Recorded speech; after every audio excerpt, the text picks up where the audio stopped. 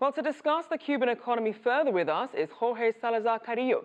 He's a professor of economics at the Stephen J. Green School of International and Public Affairs at Florida International University. He joins us live from Miami. Welcome to the show.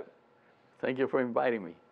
So as we saw there, this week Cuba froze new licenses for some private sector occupations, but said that it wouldn't last for years.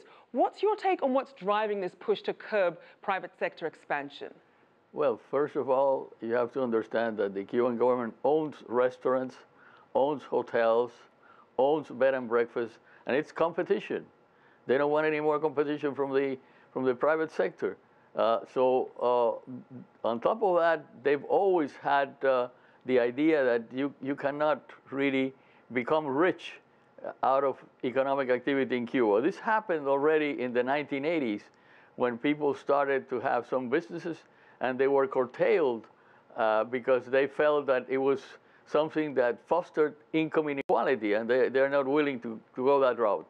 So if you're a business and you're looking at what's happening here, how should they be responding or adapting as a result?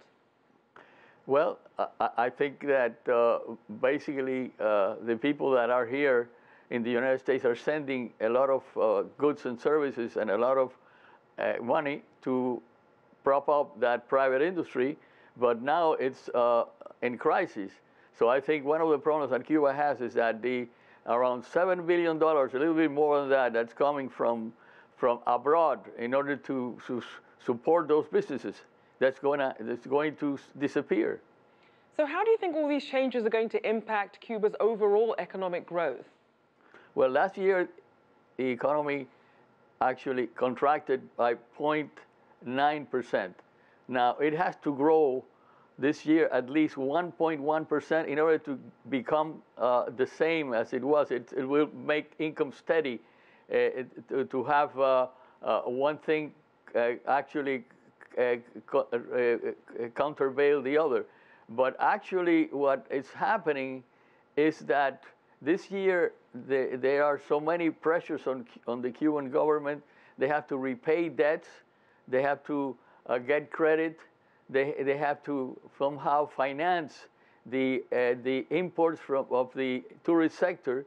And that means that I don't think they have the resources and the availability of funds to be able to keep the economy growing even at 1%. I think probably will be a decline this year again. And you spoke of tourism. What impact do you think President Trump's rollbacks on travel to Cuba, how do you see that affecting the tourism sector there? It is already affecting it substantially. The tourist trade has really, from the United States, has declined, and all the airlines and all of the means of convenience to Cuba have been restricting their flights and their travel in general. I think the Cuban economy has a big problem with the fact that tourism from the United States is a rich tourism that is not the tourism they get from Europe or Latin America or Canada. It's a tourist that has a lot of money to spend. I think that's going to be basically restricted even more, and the situation is very grim for the Cuban economy. Now, we know that Air China recently opened a new commercial office to help with tourism in Cuba. Could that perhaps offset some of the losses that they might see from U.S. travelers? Well, I think unless we have the final regulations coming out of the Treasury the Secretary in the United States, which have been already put into motion by Trump, I think basically that travel is going to be very hard to continue at the same pace. And even the Cuban Americans that travel a lot to Cuba are going to have some pressure not to continue participating in the Cuban economy, given that what they did was try to support the enterprise system that was beginning to emerge. And now, since that is being curtailed, they don't have the incentive to go and try to help the Cuban private enterprises.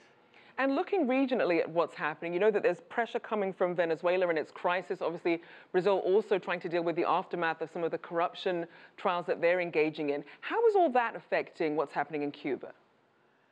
That is a substantial effect on the Cuban economy. Right now, Cuba needs at least 75,000 barrels of oil a day in order to keep the economy going as it is. That's declining. Also, the income from doctors, educators, trainers that was coming from Venezuela, that's practically in crisis as well. I think Venezuela is really determining basically that the Cuban economy is going to retroact. It's going to have negative growth this year because the Venezuelan economy is not going to be able to help the Cuban economy as it had even last year. It's become worse and worse as time goes by. Their fates are certainly entwined. Thank you so much for your insights. Jorge Salazar Carrillo, economics professor at Florida International University.